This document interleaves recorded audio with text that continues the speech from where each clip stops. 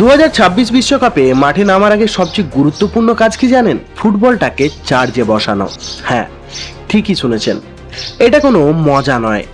2026 FIFA বিশ্বকাপে ব্যবহৃত আধুনিক ফুটবলের ভেতরে রয়েছে অত্যাধুনিক সেন্সর প্রযুক্তি। ম্যাচ শুরুর আগে তাই বলটিকে বিশেষ চার্জিং স্টেশনে রাখতে হয়, যাতে ভেতরে চিপ এবং সেন্সরগুলো পুরো ম্যাচ জুড়ে নির্ভুলভাবে কাজ করতে পারে।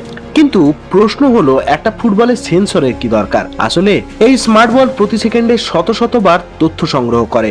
বল কখন, কোথায় এবং কোন খেলোয়াড় স্পর্শ করলো সেই তথ্য মুহূর্তের মধ্যেই পৌঁছে যায় ভিএআর ও ম্যাচ কর্মকর্তাদের কাছে। ফলে অফসাইড, হ্যান্ডবল কিংবা বিতর্কিত সিদ্ধান্তগুলো আরো দ্রুত এবং নির্ভুলভাবে নেওয়া সম্ভব হয়। ভাবুন তো, এক সময় ফুটবলের ভেতর ছিল শুধুই হাওয়া, আর আজ একই বলের ভেতরে রয়েছে মাইক্রোচিপ, সেন্সর এবং অত্যাধুনিক ট্র্যাকিং প্রযুক্তি। ফুটবল শুধু খেলোয়াড়দের জন্য নয়, প্রযুক্তির দিক থেকেও এক নতুন যুগে প্রবেশ করেছে। তাই 2026 বিশ্বকাপে মাঠে নামার আগে শুধু খেলোয়াড়রাই প্রস্তুতি নেয় না, প্রস্তুত করা হয় ফুটবলটাকেও। কারণ এই বিশ্বকাপে বলটাও স্মার্ট। এবার বলুন তো, প্রযুক্তির এই পরিবর্তন কি ফুটবলকে আরো ন্যায্য করেছে, নাকি খেলার সেই পুরনো রোমাঞ্চটাকে কমিয়ে দিয়েছে?